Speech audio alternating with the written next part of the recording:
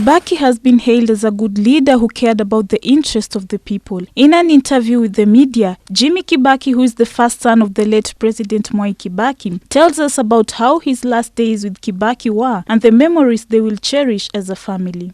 Despite his critical and demanding role as the president, Jimmy says his dad maintained the balance, remaining a good leader who cared about the interest of Kenyans and was result-oriented. He explains that he would never let anything pull him back from fulfilling his duties as a leader with whom many Kenyans looked up to. Mzee was not a man you would say was somebody who found dealing with pressure, to be difficult.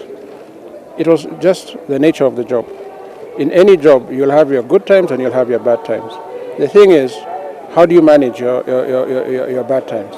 So there's no time now to start feeling overwhelmed by the job or feeling stressed. If mistakes have been made along the way, it was your duty to correct those mistakes. It was your responsibility to correct those mistakes, because everybody makes mistakes. So I've never really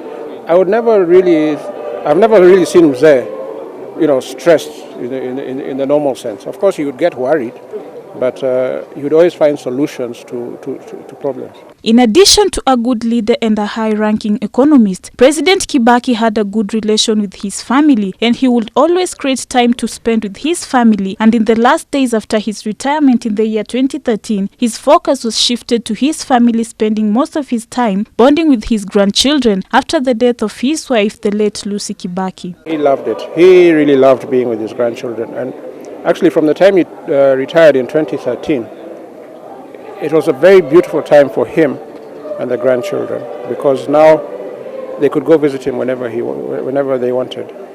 It was also very important because from now, the time my mother passed away in 2016, and incidentally, today is 6 years exactly to the day she passed away in 2016.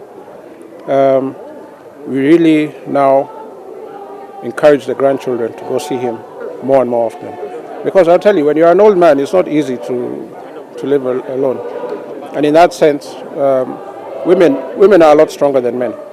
In his political journey, the late Lucy Kibaki was the main pillar in building Kibaki politically, as she was very supportive. Jimmy states that her mother Lucy was Kibaki's final advisor in his endeavors as a leader, leaving behind a legacy that will be remembered by Kenyans as they worked hard to improve the country's economy, and the fruits of their work are the ones that we as Kenyans are enjoying now. I remember about the two of them is that they were a great couple.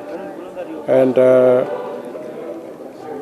what people don't really understand maybe, or don't even know, Mzee's political career was a partnership between him and my mother.